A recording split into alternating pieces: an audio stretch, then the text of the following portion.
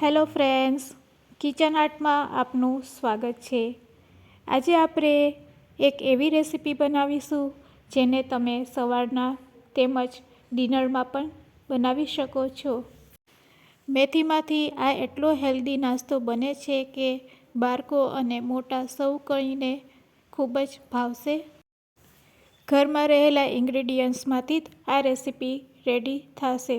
Recipe સારી લાગે તો લાઈક અને શેર કરજો, અને જો તમે મારી ચેનલ ઉપર નવા હોય અને મારી ચેનલને એટલે કે નીલા જાદવની ચેનલને હજુ સબસ્ક્રાઈબ ન કરેલ હોય તો સબસ્ક્રાઈબ કરી બાજુનું બેલ બટન દબાવવાનું ભૂલશો નહીં, જેથી કરીને તમને મારા નવા વિડીયોનું નોટિફિકેશન મળતું રહે।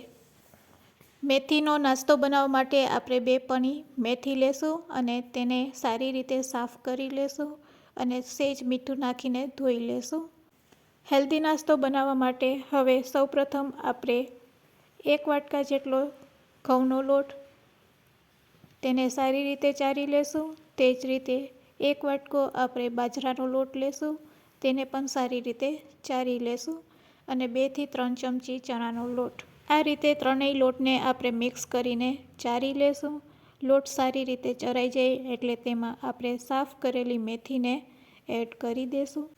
આ રીતે લોટ ચાળ્યા પછી હવે આપણે મેથીને આ રીતે સારી રીતે ધોઈ લીધી છે। ધોયેલી મેથીને આ લોટમાં આપણે એડ કરી દેશું। મેથીને એડ કર્યા પછી હવે તેમાં આપણે મસાલા એડ કરશું। તો 1 ચમચી જેટલી આપણે હળદર એડ કરશું, સાથે સાથે 1 ચમચી જેટલું લાલ મરચું પાવડર। હવે તેમાં આપણે સ્વાદ અનુસાર મીઠું એડ કરશું। મીઠું એડ કર્યા પછી તેમાં આપણે આદુ લસણની પેસ્ટ એડ કરશું। આદુ લસણની પેસ્ટથી આ નાસ્તો ખૂબ જ ટેસ્ટી બને છે, તો 1 ચમચી જેટલી આદુ લસણની પેસ્ટ એડ કરી દેશું। હવે તેમાં 3 મોટી ચમચી જેટલું તેલ એડ કરી દેશું। તેલ એડ કર્યા પછી તેમાં આપણે સાથે સાથે 1 પેકેટ ઈનો લેશું અને ઈનોને એડ કરશું। ઈનો એડ કર્યા પછી તેમાં આપણે લીંબુનો રસ એડ કરશું। આ રીતે લીંબુનો રસ એડ કર્યા પછી હવે બધી વસ્તુને આપણે સારી રીતે હાથેથી મિક્સ કરી લેશું। આ રીતે પહેલાં હાથેથી બધી વસ્તુને સારી રીતે મિક્સ કરી લેશું, અને મિક્સ કર્યા પછી તેમાં આપણે થોડું થોડું પાણી નાખી અને લોટ બાંધી લેશું। અહીંયા આપણે કઠણ લોટ બાંધવાનો છે, તો એ વાતનું ખાસ ધ્યાન રાખવાનું કે લોટ આપણો નરમ ન બંધાઈ જાય। બધી વસ્તુ આ રીતે મિક્સ કર્યા પછી હવે તેમાં આપણે થોડુંક પાણી નાખશું। આ રીતે થોડુંક પાણી નાખી અને લોટને બાંધી લેશું। તો અહીંયા સરસ આપણો લોટ બંધાઈ ગયો છે, તેની થિકનેસ પણ તમને બતાવું છું। બસ આ રીતનો જ આપણે કઠણ લોટ બાંધવાનો હોય છે।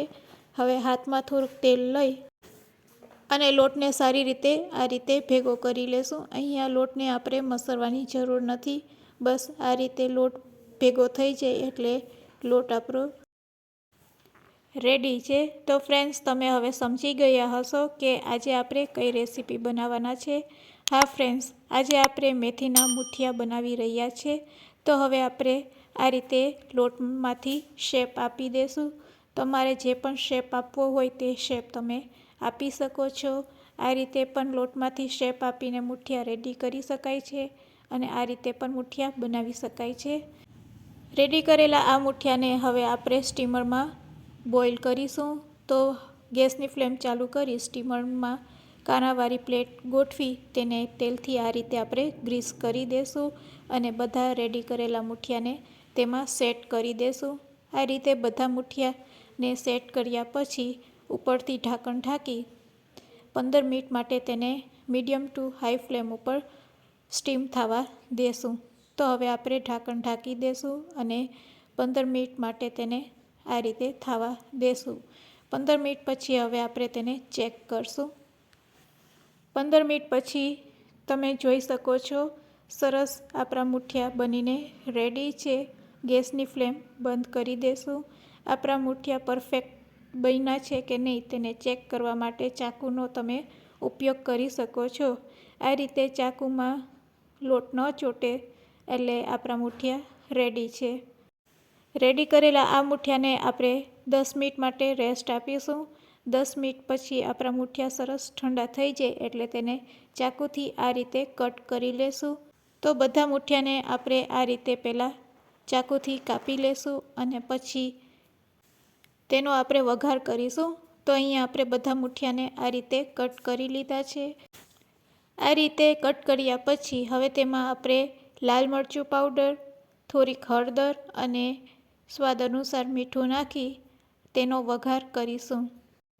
મૂઠિયાને વઘારવા માટે ગેસની ફ્લેમ ચાલુ કરીશું અને કઢાઈમાં થોડુંક તેલ ગરમ કરીશું. તેલ ગરમ થઈ જાય એટલે 1 ચમચી રાઈ અને અડધી ચમચી જીરું એડ કરશું. બંને વસ્તુ સરસ કકળી જાય એટલે તેમાં ચપટીક હિંગ એડ કરશું અને લીમડાના પાન. હવે તેમાં આપણે મેથીના મૂઠિયાને એડ કરી દઈશું અને તેને સારી રીતે આ રીતે હલાવી લેશું. તો રેડી છે આપણા મેથીના મૂઠિયા સર્વ કરવા માટે. મોર્નિંગના બ્રેકફાસ્ટમાં અને રાત્રિના ડિનરમાં ગમે ત્યારે તમે આ મૂઠિયા બનાવીને સર્વ કરી શકો છો. ખૂબ જ ટેસ્ટી અને હેલ્ધી એવા મેથીના મૂઠિયા રેડી છે સર્વ કરવા માટે.